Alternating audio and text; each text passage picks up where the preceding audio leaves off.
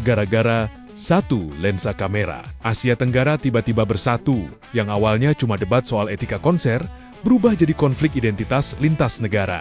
Netizen Korea Selatan atau yang biasa disebut Kinets berhadapan dengan warganet Asia Tenggara yang kini menyebut diri mereka siblings, dan sampai pertengahan Februari 2026, tensinya belum benar-benar reda. Tapi, bagaimana semuanya bisa membesar secepat ini? Kita mulai dari tanggal 31 Januari 2026, band asal Korea Selatan, Day6, menggelar konser di Axiata Arena, Kuala Lumpur. Suasananya meriah, penuh antusiasme. Namun di tengah euforia itu, muncul satu persoalan. Sejumlah oknum fansite dari Korea Selatan kedapatan membawa kamera DSLR dengan lensa besar ke dalam area konser, padahal aturan promotor jelas, tidak boleh membawa kamera profesional demi kenyamanan penonton dan perlindungan hak cipta. Masalahnya, bukan sekadar alatnya. Lensa besar itu menghalangi pandangan penonton lokal. Ketika ditegur oleh fans Malaysia, respons yang muncul dianggap defensif.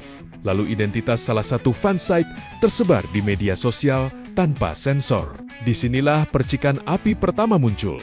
Sebagian netizen Korea menilai penyebaran identitas itu melanggar privasi, sementara warganet Malaysia menegaskan, aturan tetap aturan, apalagi saat berada di negara orang lain. Awalnya, ini murni debat soal etika fandom, tapi internet tidak pernah berjalan lurus.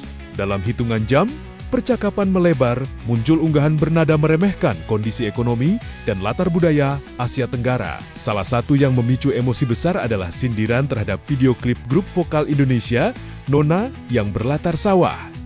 Bagi sebagian orang, mungkin itu cuma komentar estetika, tapi bagi banyak netizen Indonesia dan kawasan ASEAN, itu menyentuh sesuatu yang lebih dalam, identitas agraris, sejarah panjang, dan kebanggaan kolektif. Di titik ini, perdebatan tak lagi soal konser, ini berubah menjadi pertarungan narasi. Siapa yang berhak menentukan standar modernitas, siapa yang dianggap maju, dan siapa yang merasa berhak menilai budaya orang lain? Untuk memahami mengapa sentimennya begitu kuat, kita perlu melihat konteks Korea Selatan. Secara resmi, berdiri sebagai negara berdaulat pada Agustus 1945. Korea Selatan pernah berada dalam fase kemiskinan dan ketidakstabilan pasca perang. Namun dalam beberapa dekade, transformasinya luar biasa cepat. Industrialisasi, teknologi, pendidikan, semuanya melesat. Hari ini Korea Selatan adalah anggota G20. Industri hiburannya menjadi mesin pengaruh global. Fenomena Hallyu menjadikan K-pop dan drama Korea bukan sekadar hiburan, tapi juga soft diplomacy, alat citra nasional. Dengan populasi sekitar 50 juta jiwa dan pengaruh budaya yang mendunia, posisi simbolik Korea Selatan di ruang digital sangat kuat. Disinilah kompleksitasnya. Ketika sebagian warganya dianggap meremehkan kawasan yang justru menjadi pasar besar industri hiburan mereka, reaksi balik pun terasa lebih emosional. Asia Tenggara bukan penonton pasif. Indonesia, Malaysia, Thailand, Filipina, Vietnam, semuanya punya basis penggemar K-pop yang masif. Ada relasi konsumsi budaya yang intens di sini. Dan dari konflik inilah lahir istilah baru, siblings, gabungan dari Southeast Asia dan sibling, simbol persatuan digital ASEAN.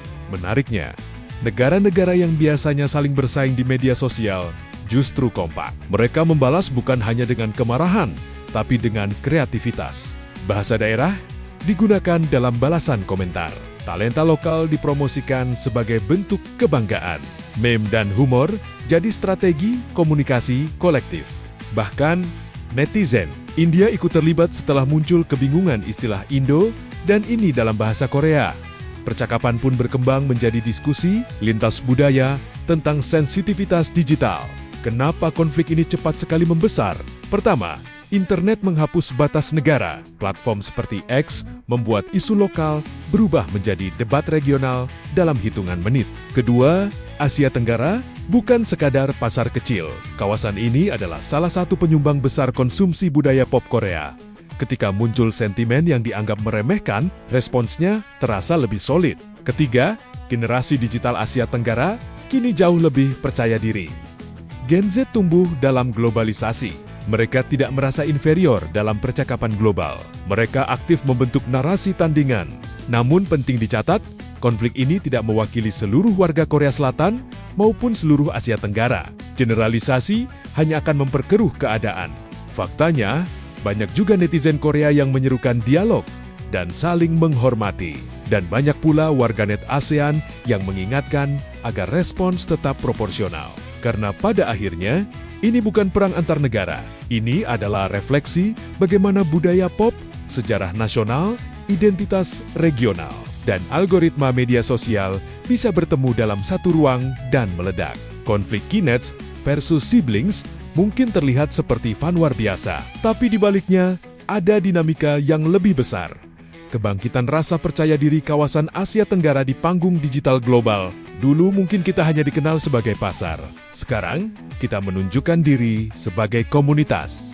Jika solidaritas ini diarahkan secara positif dengan mempromosikan talenta lokal, memperkuat industri kreatif regional, dan membangun dialog lintas budaya yang sehat, bukan tidak mungkin Asia Tenggara akan menjadi kekuatan budaya digital yang semakin diperhitungkan, karena di era internet, kekuatan bukan hanya soal ekonomi atau militer, tapi soal narasi, dan kali ini Asia Tenggara memilih untuk tidak diam.